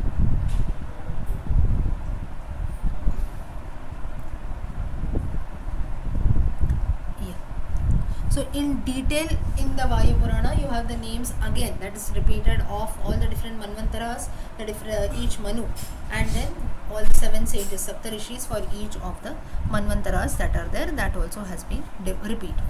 Further, you have the story of King Prithu.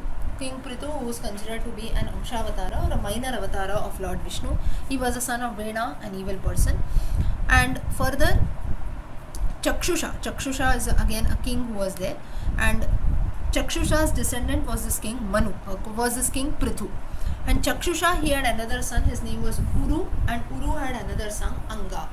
Now this Anga, this king, he married Sunita, and at that time what happened is that, and they had a son who was Vena. So basically Vena then Prithu. So the ancestor of Prithu was actually this son Anga. So it seems that Vena became very evil and he used to trouble all the entire world, his subjects and so on. So once it so happened that there was no option but to kill Vena. So the Vena had to be killed, and it seems that when now the sages, they ended up killing Vena. Now usually sages don't do this, but when there is no option that is left at that time, what happened was they had to take a rough action, because it seems that Vena was such an evil character. In spite of killing him, still the dead body parts that were there, that also could cause trouble, it seems. So much evil Vena had done. So sages then what they did was they started to break or knead Vena's dead body. And knead is nothing but maybe you can consider as putting it again in the ground also. So something like that they were about to do. And at that time, how Prithu was born was, in the right arm of Vena was being dug, or you can say it was being put under the ground. At that time Prithu was born, and then Prithu was none but another avatar of Vishnu, and he emerged fully grown with bow, arrows, everything. So and then he also was dressed like a soldier. Further, so basically he was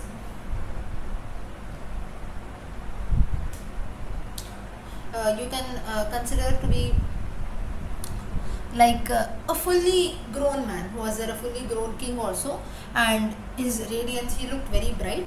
And at that time the sages then immediately they asked the next question, that Vena, if the Lord himself is born to him, how come he was born as an evil fellow, and so on. So all such questions they asked Lomaharshana. Lomaharshana further says that Vena's mother was Sunita, and she was a daughter of Mrityu, who was really evil, and therefore from him is how you have a little bit of genetics that was being passed about. And it seems that right from his birth or so, Vena spent a lot of time with his maternal grandfather, who was Mrityu. So he was evil, so obviously he learned. Now if he spent time with an evil person also, obviously we also end up learning the same qualities, right? So the same thing happened with Vena also, and he also went to the wrong path. And but in spite of that, a lot of sages also were there. They tried their level best to bring back Vena on the right path, but obviously they failed. And at that time what happened was that That's how Vena became evil, but then Prithu was born and he started ruling. That's how goddess Earth was born through him, and we have the name of Prithvi after the king Prithu.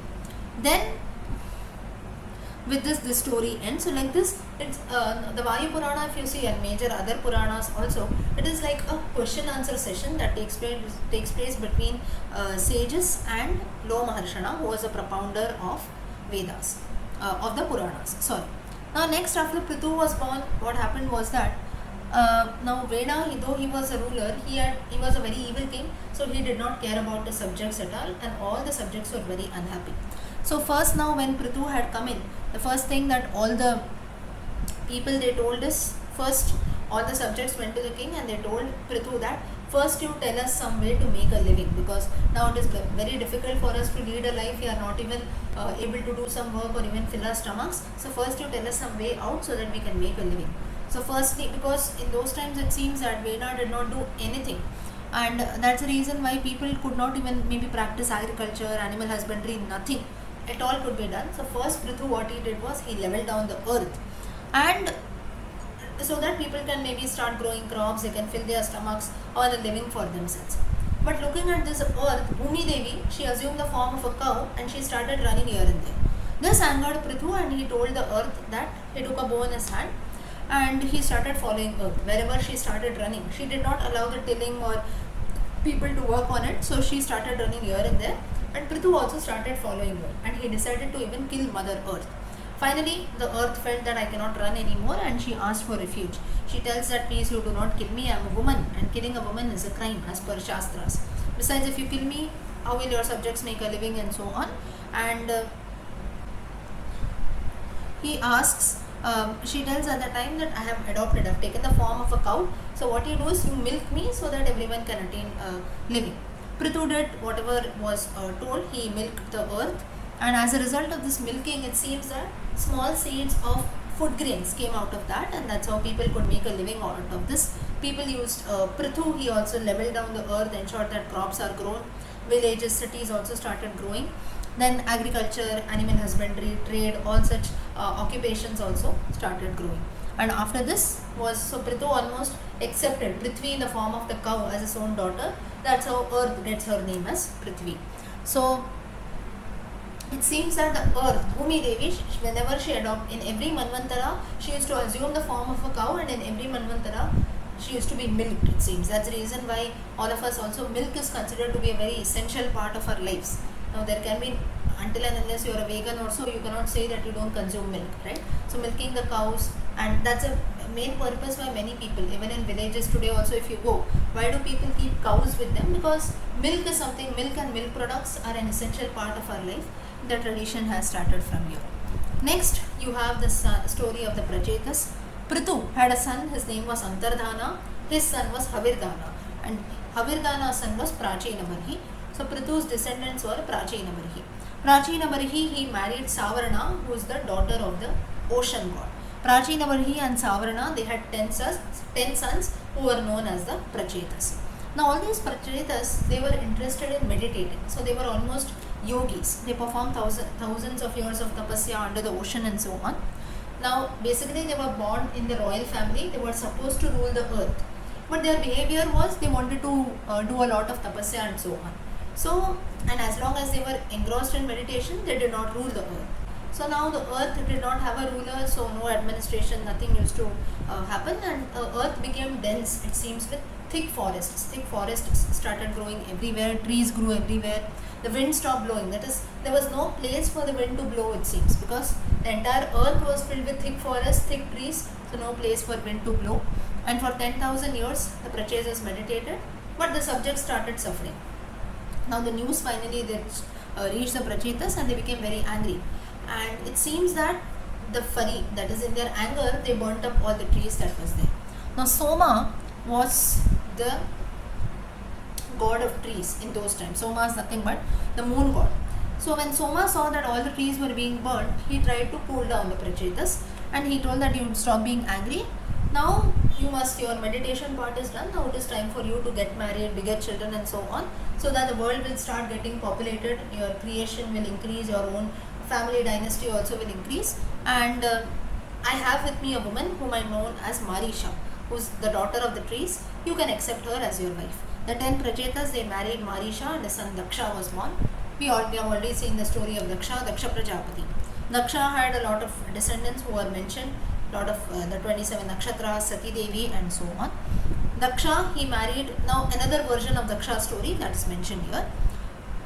Daksha, he married another wife who was called Asikli, and they had about 1,000 sons. They were called the Haryashva. But the sage Narada, he came and he told the Haryashvas that you don't be engrossed in this material world and so on. So they also, like the Prachetas, they left the world and they went away to meditate. Daksha and Asikli, then they had another 1,000 sons it seems, known as Shavalshvas. But Narada again persuaded those sons also to go away and meditate. Now one thing let me tell you and clear here, you might always have the doubt in your minds that Daksha is also a human being, Asikli is also a human being. Now approximately if you consider the lifespan, how come they end up having 1,000 children or 100 children and so on? Now for this, now there are multiple reasons. Whatever reasons which I feel are applicable, I will tell you.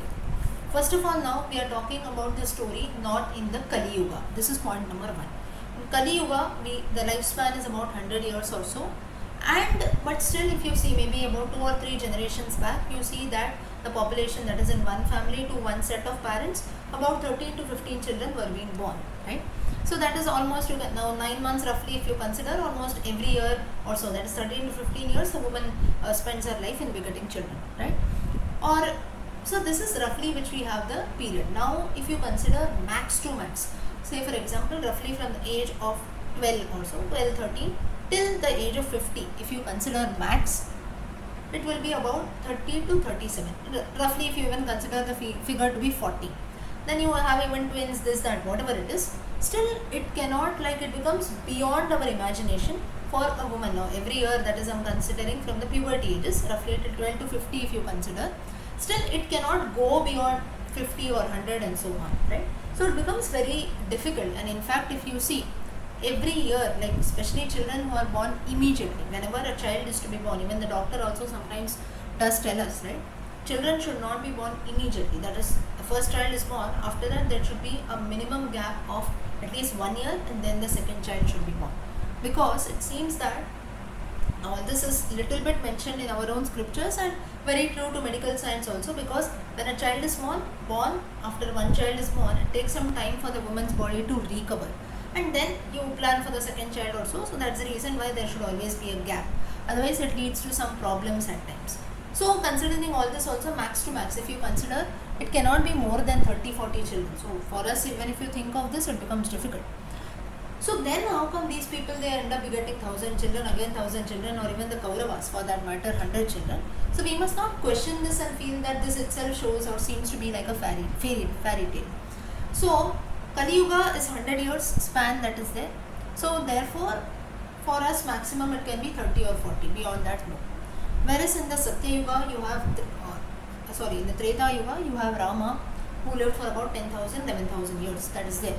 So therefore when a person in those times, today's times it is 100 years for Kali Yuga, Satya Yuga it is 10,000 years. So obviously everything is going to be more, right?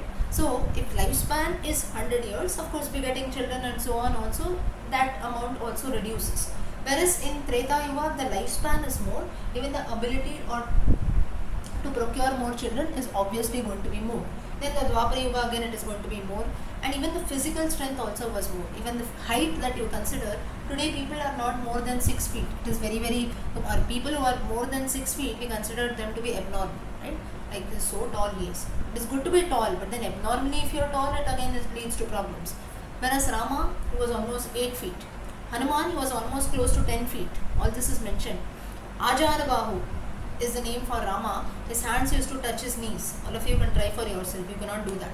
But so long were Rama's arms. So here can we question and say that how come it is so? Just because in today's times you cannot see, that doesn't mean that things did not happen then. Everything was different altogether. But still, now you might feel that why Rama had only 2 children. That was because Rama knew that his life is going to be compiled later. He is going to become a role model in the future generations and for people in the Kali Yuga like us. That's the reason he stuck to only 2 children. He lived a life like a person who belonged to Kali Yuga only. But still, in spite of doing all this also, we keep names for Rama, we start blaming him for so many things, as injustice you did to Sita, this, that. Still we keep poking fingers, right? So, again coming back, this can be one reason, that is the difference in the characteristics that are there, be it physical or be it the lifespan and so on. Secondly, now whenever we see these 1,000 children are born, it might not always be only biological. They can be even adopted children. Like for example, in the Ramayana reference also, I hope most of you know that Dasharatha Rama also had a sister. I hope you know. Shanta. Shanta, correct. What about the others? Do you know? Yes. So Shanta, she was a daughter, she was the firstborn of Kausalya and Dasharatha, but then she was a bit handicapped also. And Romapada was a king, he was a very close friend of Dasharatha. He did not have children at all. And it seems that he was quite senior in age and it was becoming difficult for his wife to beget children. So that's the reason Dasharatha gave away his daughter Shanta to him, thinking that I have got 3 wives, so I can beget children easily. But destiny had its own way to play. He ended up not having any children. Later, of course, he did the Patrakameshti Yajna and so on, and that's how he begetted children. So before Rama also there was another child, was Shanta. Like this, there are many hidden differences which we don't know. Or even in the case of the Kauravas who are there, 100 Kauravas. How can Gandhari give birth to 100 Kauravas? 100 Kauravas story, if you know, Gandhari was pregnant only once.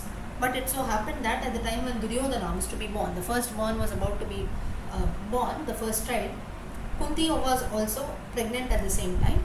And it seems that Yudhishthira came out first. Gandhari, listening to this news, now she was also such a lady that she started worrying about the future. She started lamenting that, oh my God, Kunti's child is born first. Now tomorrow the kingdom will go to her child and not to me.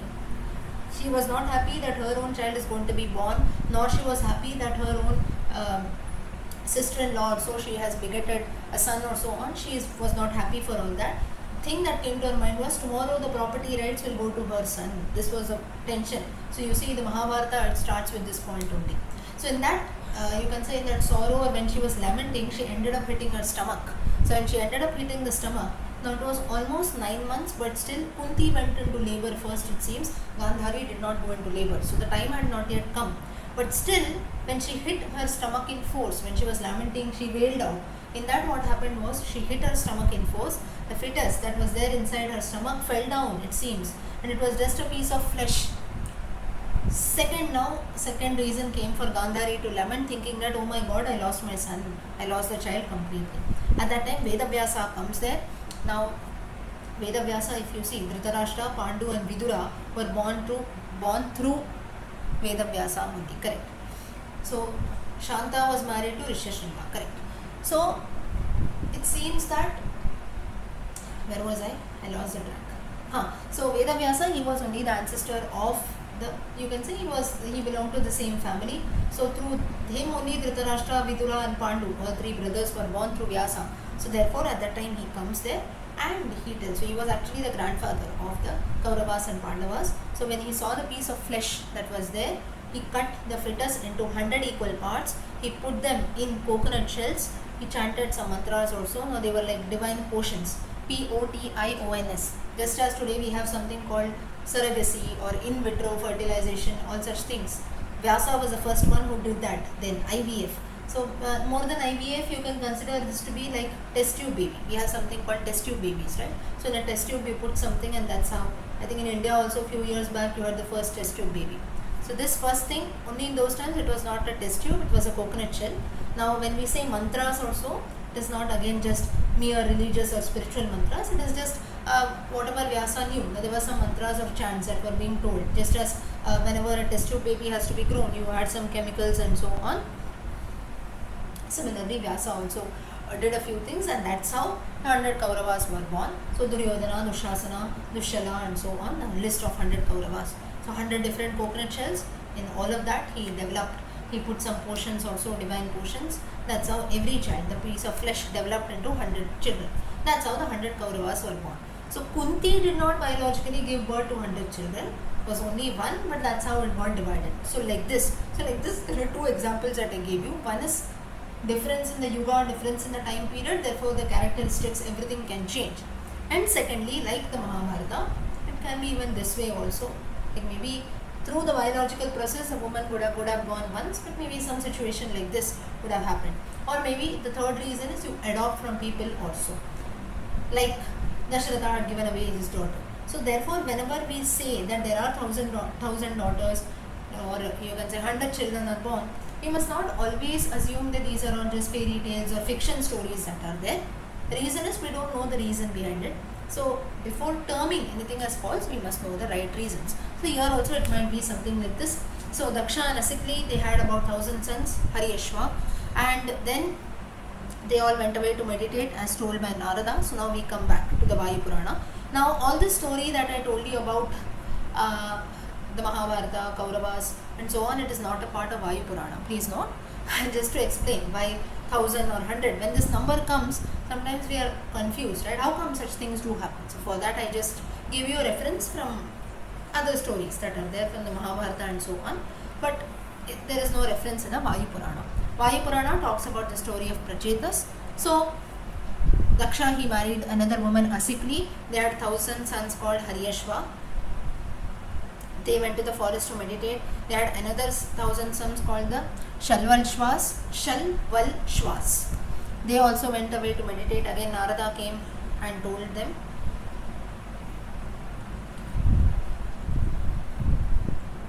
Then Daksha had about 60 daughters. Later, 10 of these daughters were married to Dharma. Then 27 were married to the sun god. Now if you see Vayu Purana first, in the first reference it mentions that yesterday that we saw, it mentions 13 daughters were married to Dharma, now it is mentioning 10. So like this there can be a few confusions here and there. 27 daughters later were married to moon god Chandra, they are the 27 nakshatras. Amongst them, the names of that, Ashwini, Bharani, Kritika, Pushya, Ashdesha, Punarvasu, Purva Phalguni, Uttara Phalguni, Magha, Hasta, Chitra, Swati, Jeshta, Vishakha, Anuradha, Purvashada, Uttarashada, Shravana, Uttarabhadra, Revati, Rohini, Mrigashiraksha, Adra. These are all the names of 27 nakshatras. I hope everyone knows your own nakshatra here. Yes, yes, sir. Only Anuradha ji knows. What about the others? Mine is Anuradha. Anuradha, even mine is Anuradha. Wow. Okay, anyone else? Anyone who doesn't know? Okay, let me put it the other way. Anyone who doesn't know your own nakshatra? Everyone knows, right? You must know it. Okay. So nakshatra, our own star that is there, on which date when we born, it is associated with some star. So knowing one's nakshatra is very, very important. You must also tell it to your own children too. So that is very important. So these 27 nakshatras are very important. Further, sorry,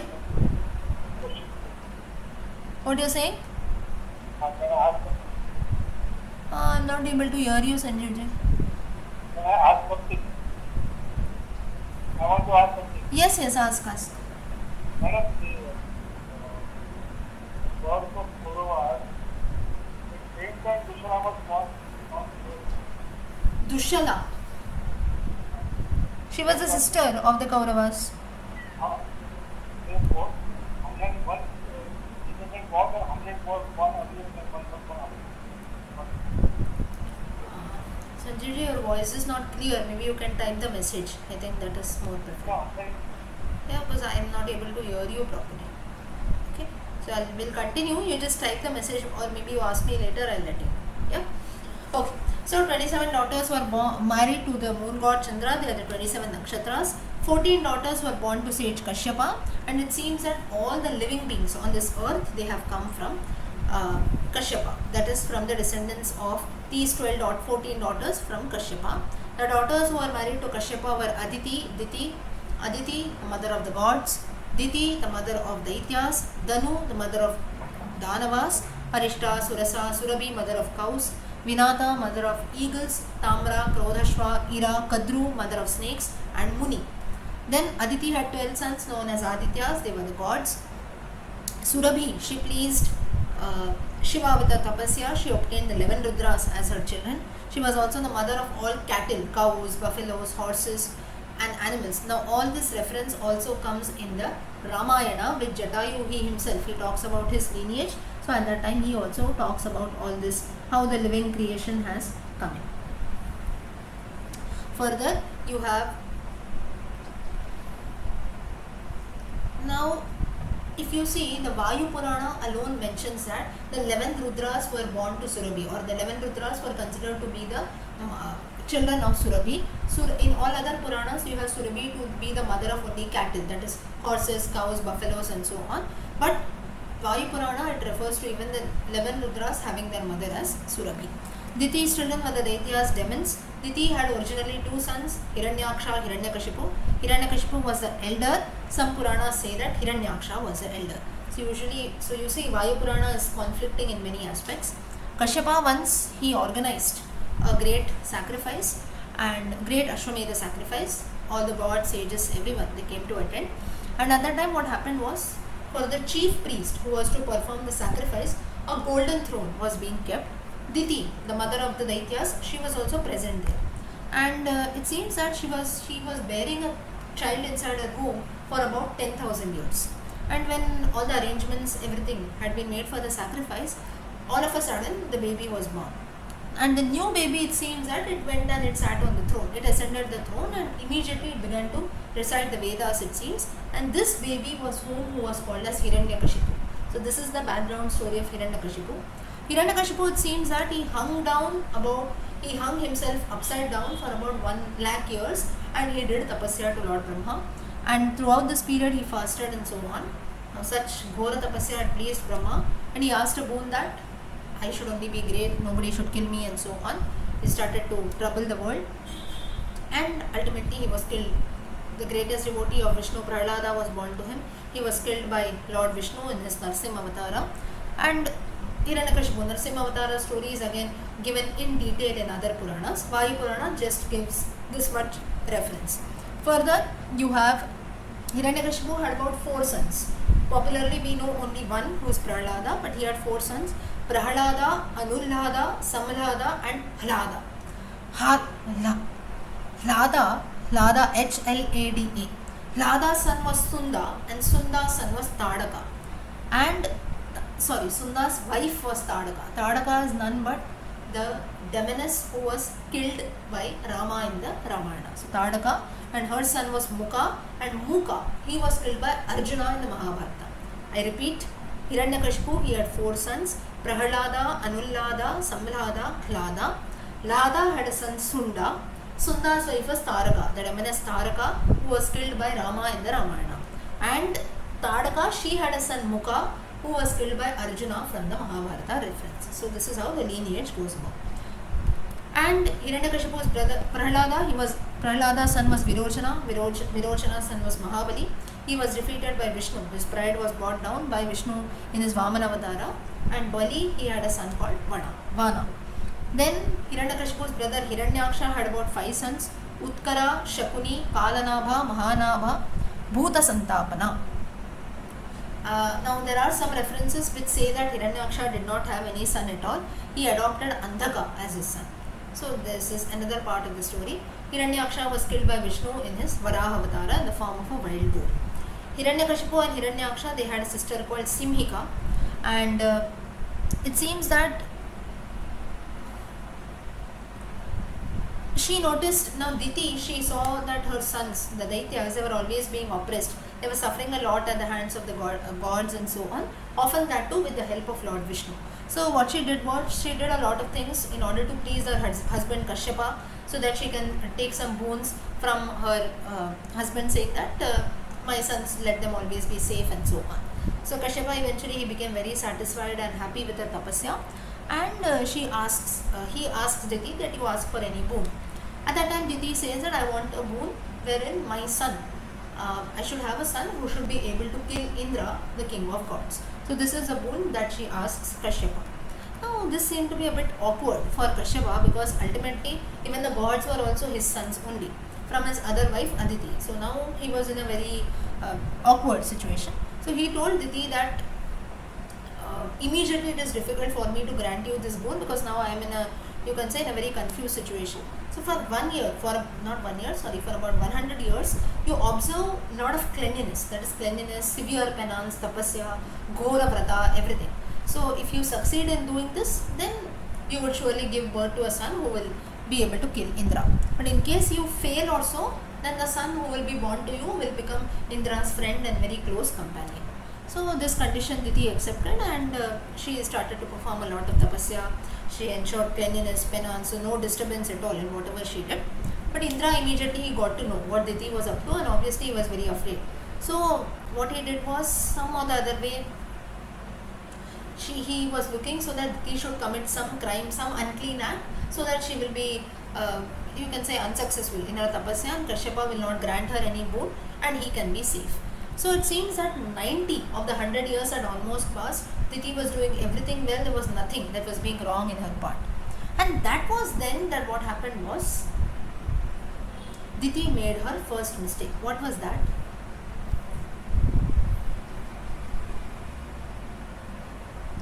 She was it so happened that she became very tired and she fell asleep. So when she was feeling asleep, she did not lie down and sleep. She was sitting and sleeping. What she did was, she rested her head on her thighs. That is, when we put our legs together and sit and you just lie down, right? Whenever you are outside or so, maybe you cannot lie down. So at that time, what we do, we join our knees, legs together, and we put our head down. So same thing she did. And in that process, what happened was that her hair, now in those times women used to have long hair, her hair touched her feet, it seems, and this was an unclean act. That's the reason why we say that the hair should never be let open, and even if you leave your hair open, nowadays many people leave their hair open, maybe for fashion or it looks good, whatever it is, but then it should never touch the feet. That is, their hair is considered to be a very auspicious part.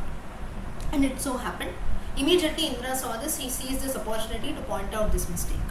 So Diti had committed this unclean act, and he entered her body through his yogic powers. He entered the womb and he found the baby there who was to be born.